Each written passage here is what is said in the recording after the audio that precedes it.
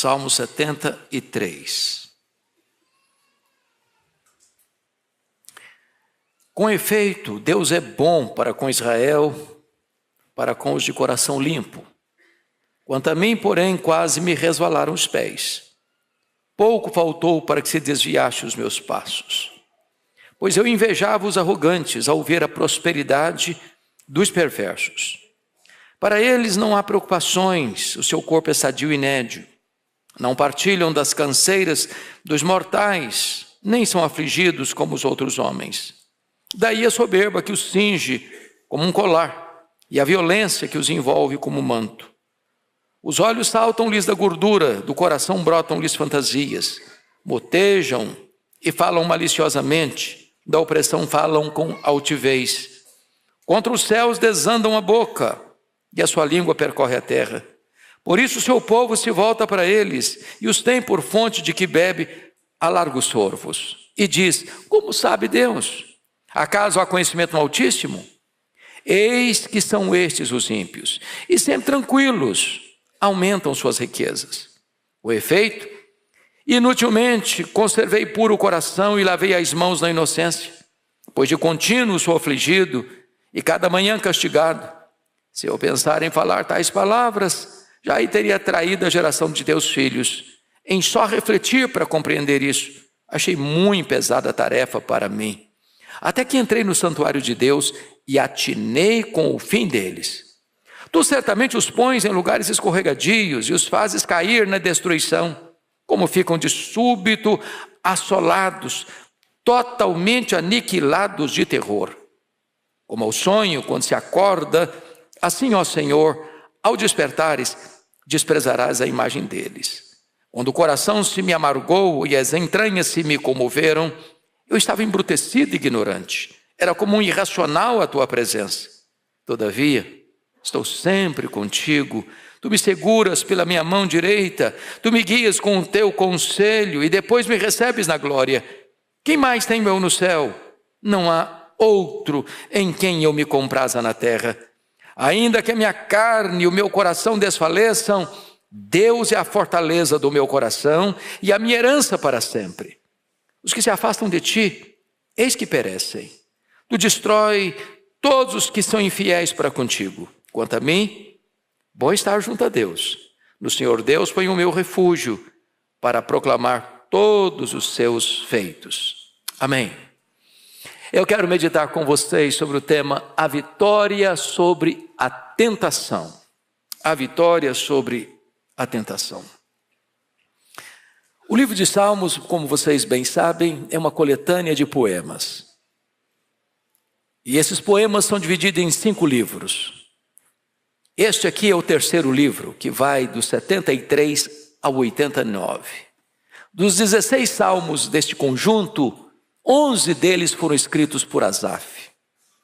E Asaf está aqui mostrando para nós como homens piedosos sofrem e como homens ímpios vivem nababescamente, no luxo, no conforto, e às vezes se insurgindo contra Deus e conspirando contra os servos de Deus. Esse é um grande dilema na vida, isso é uma grande tentação. Você que é servo e serva de Deus, que anda com Deus, que obedece a Deus, que honra a Deus, que é fiel a Deus, que leva uma vida piedosa. De repente você olha e parece, à primeira vista, que aquele que não teme a Deus, que não conhece a Deus, que não honra a Deus, está levando uma vida melhor que a sua. Parece que a família dele não tem problema. Parece que tudo que ele bota a mão vira dinheiro. Parece que ele não enfrenta nem doença, nem cansaço. Ele não sabe o que é estresse. Parece que quanto mais loucura ele faz, mais amigos ele tem, mais bajuladores estão à sua volta, que recebem seus conselhos loucos como se fossem bons conselhos. E você, que anda com Deus, toda manhã você é castigado. Parece que você está no engenho de Deus, na fornalha de Deus, no moinho de Deus, sendo moído a pó fino. E isso pode parecer uma grande tentação. Uma grande tentação. Quando você olha da sua janela e parece que aqueles que não conhecem a Deus estão levando uma qualidade de vida muito melhor do que a sua. Bom, esse é o drama que esse homem está enfrentando. Mas antes de colocar a tentação que ele está vivendo, ele faz uma declaração, que é a essência do Salmo, que é a chave hermenêutica do Salmo, que é exatamente o verso 1. É uma declaração, é uma convicção dele. Com efeito, Deus é bom para com Israel, para com os de coração limpo. Preste atenção aqui. Todos nós passamos por lutas na vida. Vales escuros, desertos tórridos, mares revoltos, tempestades convulsivas, dias sombrios. Tem hora que a circunstância conspira contra você. Tem hora que os sentimentos confundem você. Mas jamais perca de vista este axioma: Deus é bom para aqueles de coração limpo. Não importa a circunstância. Nunca perca de vista essa verdade: Deus é bom. Em todo o tempo, Deus é bom. Porque na hora da crise, na hora da tempestade, na hora da tentação, é essa convicção que vai livrar seus pés da queda. Então vamos ver agora a tentação que esse homem enfrenta. Primeiramente, ele invejou as pessoas por aquilo que elas possuíam, materialmente falando, sem olhar para o que essas pessoas eram diante de Deus. Confira comigo, versículo 2 e 3. Pode ler comigo 2 e 3, vamos juntos? Quanto a mim, porém, quase me resvalaram os pés. Pouco faltou para que se desviasse os meus passos. Pois eu invejava os arrogantes ao ver a prosperidade dos ímpios. A inveja é um sentimento muito feio, não é verdade? E às vezes a inveja assalta até o coração de um crente. Mas se invejar já é uma coisa feia, invejar o perverso é pior ainda. E ele está invejando o perverso. E o que ele está invejando no perverso? A prosperidade financeira dele. É como se o Asaf trabalhasse duro durante toda a semana. E ao final do mês, ele só conseguia pagar as contas. E aí de repente olha para o perverso, numa canetada o cara ganhou a vida. Não é possível. Esse cara é perverso. Olha, a casa dele é melhor que a minha. O carro dele é melhor que o meu. O salário dele é maior que o meu. Tudo que esse cara bota a mão vira dinheiro. E eu estou aqui passando um sufoco. E eu estou aqui vivendo uma magrela. E isso levou esse homem a ter inveja da prosperidade do ímpio. O versículo 13, olha o que ele vai dizer sobre si mesmo. Com efeito, inutilmente conservei puro o coração e lavei as mãos na inocência. Ele chega um momento em que ele diz, não, acho que está tudo errado comigo, porque para que eu vivi na inocência, lavei as mãos na pureza, se para mim a coisa está complicada. Estou passando aperto. Estou cumprindo assim rigorosamente o orçamento. Essa é a tentação. Segunda tentação que ele enfrenta. Ele olhou para a saúde física e emocional dos ímpios em contraste com as aflições do justo. Confira comigo aí os versos 4 e 5. Leia comigo em voz alta. Para eles não há preocupações. O seu corpo é sadio e nédio. Não partilham das canseiras dos mortais, nem são afligidos como os outros homens. Olha que coisa interessante aqui. Para eles não há preocupações. Claro, o cara está com dinheiro na conta. Se é parar de trabalhar hoje, ele tem dinheiro para viver 100 anos, sem precisar trabalhar mais. Ele não está preocupado com a sobrevivência dele. Segundo, ele diz aí, o seu corpo é sadio e nédio. A ideia de nédio, gente, é um cara que já vem com a pele bronzeada de nascimento. O cara já nasce bronzeado. O coitado do pobre, quando ele tem que ir um dia à praia, ele passa o dia inteiro na praia e torra na praia. Você passar pasta d'água. Ele não tem essas preocupações. Canseira dos mortais. Não tem canseira. Ele pode dormir até tarde. Ele não tem que pegar metrô 5 horas da manhã para ir para o trabalho. A vida dele está uma maravilha. Está uma maravilha. E ele diz mais, nem são afligidos como os outros homens. Os outros homens todos são afligidos. Eles não. Eles não. E aí, ele vai olhar no versículo 14. Olha aí, versículo 14, a realidade que ele está vivendo. Leia comigo 14. Pois, de contínuo, sou afligido, e cada manhã castigado. Ué, mas parece que está trocado as coisas. Eu sou servo de Deus, eu que devia estar vivendo uma vida maravilhosa, e o ímpio sendo castigado para ele aprender que a vida de impiedade não vale a pena. Isso é tentação. Quando você começa a perceber que você olhando para o ímpio e parecendo que a vida dele está melhor que a sua, você sente inveja, e inveja dele. Perigo. Perigo grande. Terceiro problema dele, terceira tentação. Ele olhou para a carnalidade dos ímpios em contraste com a pureza dos justos. Versículos 6 e 7. Leia comigo, por favor. Daí a soberba que os cinge como um colar, e a violência que os envolve como um manto. Os olhos saltam-lhes da gordura, do coração brotam-lhes fantasia. O que ele está dizendo? Soberba e mania de grandeza. Achar-se melhor do que é. Ele está dizendo que os ornamentos, as joias que ele está usando, é a soberba. Colar dele é a soberba. Mais do que isso, ele diz que a soberba produz uma coisa chamada violência. E a violência está tão ligada à vida do ímpio como um manto que cobre o seu corpo.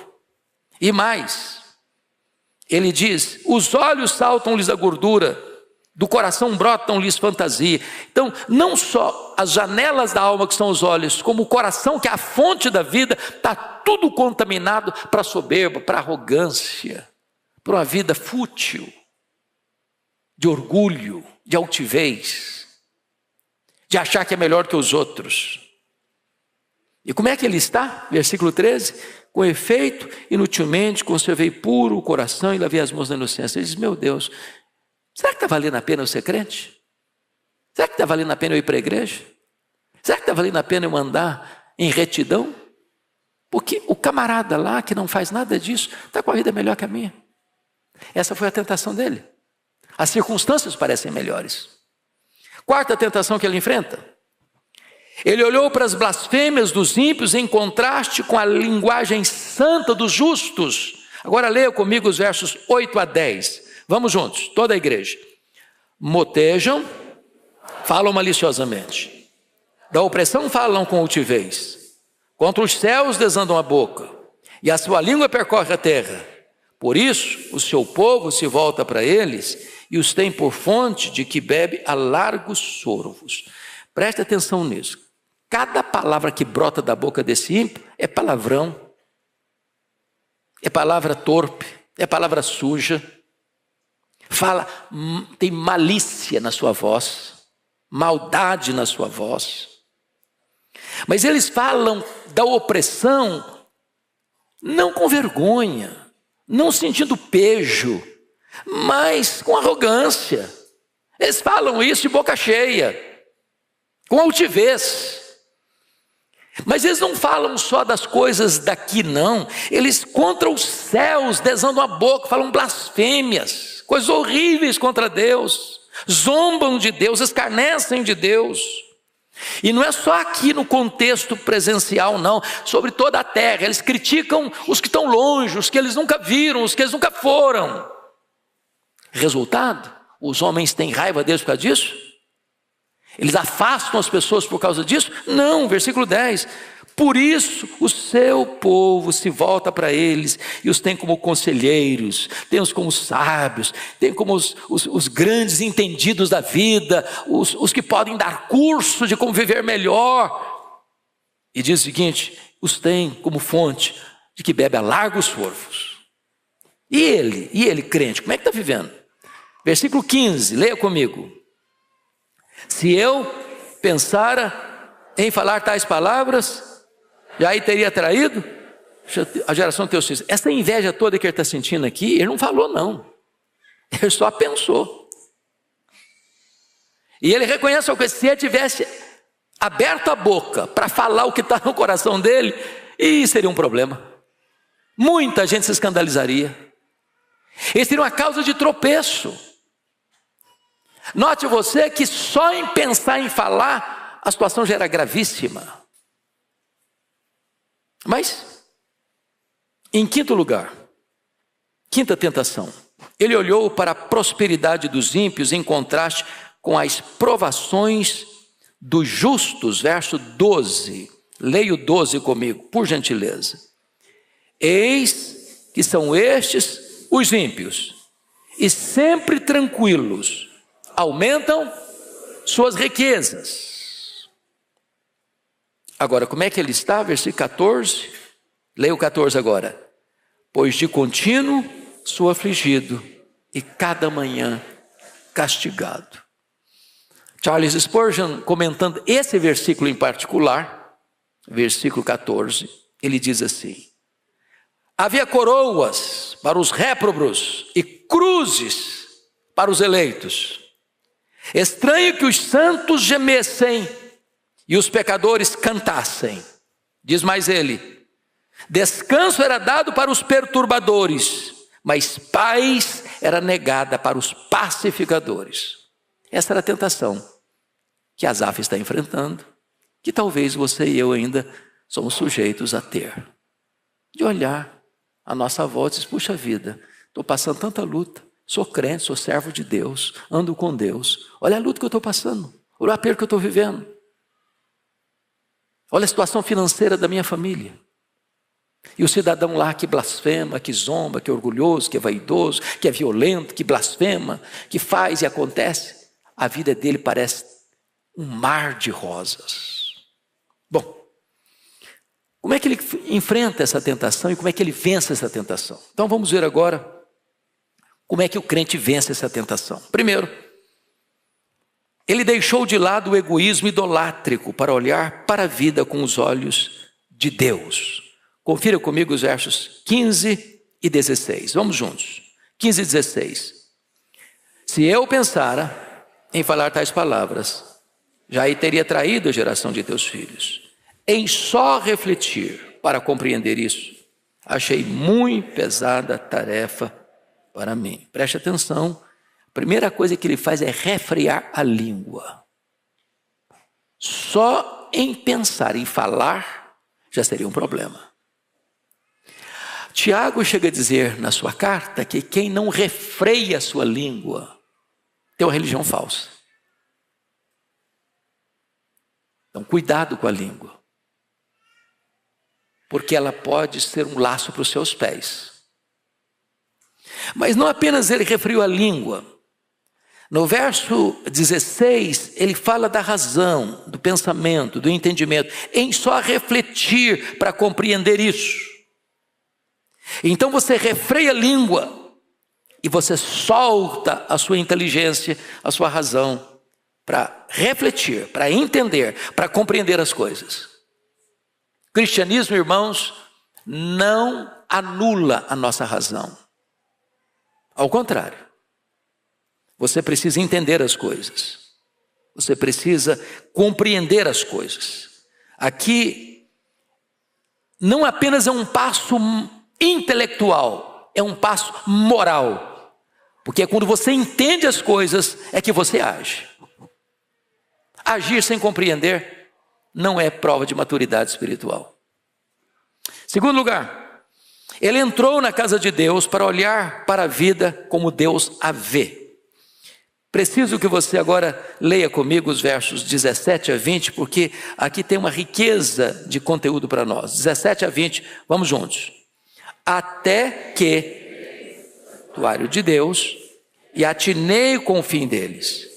Tu certamente os pões em lugares escorregadios e os fazes cair na destruição. como ficam de súbito assolados, totalmente aniquilados de terror, como ao sonho quando se acorda, assim, ó Senhor, ao despertares, desprezarás a imagem deles. Primeira coisa que Asaf fez aqui, ele deixou de ser juiz de Deus para ser um adorador. Até aqui ele está julgando Deus, ele está inconformado com Deus, ele está reclamando de Deus. Ele está sendo um juiz, ele está sendo um crítico, na verdade. Agora ele é um adorador. Agora veja você, que a solução de um problema não é esquecê-lo, é receber entendimento. Ele não disse, não, eu vou largar para lá os ímpios, deixa os ímpios para lá e eu vou cuidar da minha vida. Não é isso que ele está falando. Ele está falando que ele entrou na casa de Deus. E entrar na casa de Deus é um lugar de reflexão. Aqui você escuta a palavra de Deus. Aqui você ouve a instrução de Deus. Aqui você tem uma visão do que Deus tem como verdade para a sua vida. Aqui você vê a vida na perspectiva não do homem, mas de Deus. É por isso, irmãos, que vir à casa de Deus é tão importante. Porque às vezes a gente está confuso, às vezes está precisando de uma resposta, às vezes está precisando de um entendimento, às vezes está precisando de luz. E quando a palavra de Deus é aberta, e quando a palavra de Deus é exposta, e quando a palavra de Deus é compreendida, você começa a olhar para a vida com outros olhos. Primeira coisa que ele teve um entendimento, é que ele tem um entendimento sobre o ímpio. Versículo de número 19, como ficam de súbito assolados, totalmente aniquilados de terror. O que ele compreende mais? Ele tem entendimento sobre Deus. Versículo 18, tu certamente os pões em lugares escorregadios e os fazes cair na destruição. Ou seja, quando o ímpio, o perverso, está blasfemando, está vivendo uma vida nababesca, desandando a boca, cheio de soberba, Deus não perdeu o controle, não. O que Deus está fazendo? Dando corda para ele, dando corda para ele, dando corda para ele, dando corda para ele. Nem sempre Deus pune o pecado na hora que o pecado está sendo cometido. Deus está dando corda, Deus está dando corda. Uma hora Deus puxa a corda. Ele está usando uma figura aqui muito curiosa, no versículo de número 20, como ao sonho quando se acorda, assim, ó Senhor, ao despertares, desprezarás a imagem dele. Tem hora que parece que Deus está dormindo, que Deus não está agindo, que Deus não está vendo, que Deus não está julgando, que Deus não está punindo o culpado, que Deus não está premiando o inocente. Na linguagem de quando Deus despertar, aí o ímpio está perdido. Porque é Deus o quem o coloca num terreno escorregadio, para que a sua ruína seja completa, para que o seu terror seja completo. Terceiro, como é que ele vence a tentação? É quando ele olha para si mesmo com honestidade. Porque até aqui ele está olhando para si mesmo, como que acariciando a autopiedade. Estou com dó de mim mesmo, tadinho de mim, como eu estou sofrendo. Como a vida é injusta comigo, como eu estou sendo injustiçado pela vida, como Deus não está me tratando com justiça. Por que Deus está permitindo eu passar por tudo isso, já que eu sou tão bom, sou tão piedoso, estou lavando as mãos de inocência, conservo meu coração puro. Tadinho de mim, Deus podia me dar muito mais, eu mereço muito mais. Ele está tão machucado pela autopiedade. Será que é isso mesmo? Aí ele entra na casa de Deus, vai descobrir uma coisa. Confira aí comigo, versículo 21 e 22. Leia comigo, por favor. Quando o coração se me amargou e as entranhas se me comoveram, eu estava embrutecido e ignorante, era como irracional a tua presença. O que ele está dizendo, irmãos? A inveja cega os olhos espirituais. O que ele está dizendo? Ele está dizendo que ele agiu como um asno, como um animal irracional, embrutecido. Ele diz que naquele momento que ele estava invejando o ímpio, faltou-lhe razão, entendimento, compreensão, racionalidade, percepção clara das coisas. Às vezes nós somos tentados assim também. Por que o ímpio prospera? por que a vida dele está mais fácil do que a minha? E você é tentado, às vezes tentado de se sentir injustiçado, ou às vezes tentado de fazer o que ele está fazendo, do jeito que ele está fazendo, para alcançar os mesmos resultados que ele está tendo. Quarto lugar, como é que ele resolve o problema dessa tentação e vence? Quando ele abre os olhos da fé, para entender que a graça de Deus é melhor do que a própria vida. Por favor, leia comigo os versos 23 a 26. Vamos juntos. Todavia, estou sempre contigo. Tu me seguras pela minha mão direita. Tu me guias com o teu conselho e depois me recebes na glória. Que mais tenho eu no céu? Não há outro em quem eu me compraza na terra. Ainda que a minha carne e o meu coração desfaleçam, Deus é a fortaleza do meu coração e a minha herança para sempre. Eu destaco 4 coisas aqui da graça de Deus. Primeiro, Asaf descobriu a graça salvadora de Deus. Todavia, estou sempre contigo. Estar sempre com Deus, comunhão com Deus, conhecimento de Deus é a própria essência da vida eterna. E a vida eterna é esta, disse Jesus, João 17,3. A vida eterna é esta, conhecer a Deus e a Jesus Cristo, a quem enviaste. A própria essência da vida eterna será isso por toda a eternidade. Vamos conhecer a Deus, na presença de Deus, sem lapso, sem interrompimento, sem abismos relacionais. Segundo, Asaf descobre a graça restringente de Deus. Tu me seguras pela minha mão direita. Entendamos isso, irmãos. O que é a graça restringente de Deus? O caminho é escorregadio. O inimigo coloca algumas cascas de banana ao longo do caminho. Nós não podemos ficar de pé, escorados no bordão da autoconfiança. O apóstolo Paulo diz, aquele que pensa estar em pé, veja que não caia. Sabe o que impede você de cair? De resvalar os pés? De ter uma queda moral? De ter um desastre na sua vida? Não é porque você é crente experimentado. Não é porque você conhece teologia. Não é porque você tem uma tradição religiosa de família na 3ª, 4ª, 5ª geração. Não é porque você professa verdades adequadas e corretas na sua mente. Tudo isso é muito importante e tudo isso é muito bom. Mas a única forma de você manter-se de pé é quando Deus segura você pela mão direita. É Ele quem impede que os seus pés resvalem. Não foi isso que está lá no Salmo 116? Tu libertas a minha alma da morte, os meus olhos das lágrimas e os meus pés da queda. Então, se você está de pé hoje, glorifique a Deus, porque é a graça restringente de Deus que está mantendo você de pé. Terceiro, Asaf descobre a graça sustentadora de Deus, versículo 24, tu me guias com o teu conselho e depois me recebes na glória. O mesmo Deus que começou a guardar você, a salvar você, a proteger você, Ele vai guardando você, vai sustentando você, Ele vai guiando você até o fim, quando Ele vai receber você na glória. E a mesma coisa do Salmo 23, bondade e misericórdia me seguirão todos os dias da minha vida, e então habitarei na casa do Senhor para todo sempre. Deus não vai deixar você na mão, Deus não vai deixar você no meio do caminho, Deus não vai largar a mão de você. Ele que começou a fazer essa boa obra, vai completá-la até o dia final, louvado seja o Senhor. Mas em quarto e último lugar, Asaf descobriu a graça galardoadora de Deus. Versos 25 e 26, quem mais tem eu no céu? Não há outro em quem eu me compraza na terra. O que é que o ímpio perverso tinha? Dinheiro, bens materiais, riqueza. O que mais ele tinha? Nada. Dr. John Rockefeller disse que o homem mais pobre que ele conhecia era o homem que só tinha dinheiro.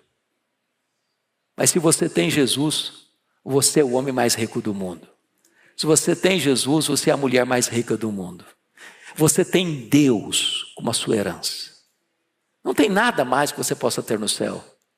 Não tem ninguém mais com quem você possa ter prazer na terra, a não ser o próprio Deus. Ele é a sua riqueza, Ele é a sua herança. Versículo 26, ainda que a minha carne e o meu coração desfaleçam. E ele estava sendo tentado, achando que ele estava passando muita luta. Ainda que isso aconteça, Deus é a fortaleza do meu coração e a minha herança para sempre. Você tem uma herança eterna, e a herança eterna que você tem não é ouro, não é dinheiro, não é bens materiais, é o próprio Deus. Deus é a sua herança eterna, louvado seja o Senhor. Então, vamos concluir com o verso 27 e 28, porque é a conclusão do Salmo. Ele estava sentindo inveja do perverso, achando que a vida dele estava sendo pior do que a situação do perverso, que está tendo uma vida muito boa, do ponto de vista humano, terreno, temporal. Olha como é que ele vê agora, já que tem luz na sua mente, tem compreensão no seu coração. E ele diz o verso 27, leia o 27 comigo. Os que se afastam de ti, eis que perecem. Tu destróis todos os que são infiéis para contigo. Eu concluo os salmos, não estou com inveja do ímpio, não. Não quero nem saber disso aí não. Esse estilo de vida não me agrada mais. Não estou flertando com isso mais não. Eu estou longe disso, eu não quero isso para a minha vida.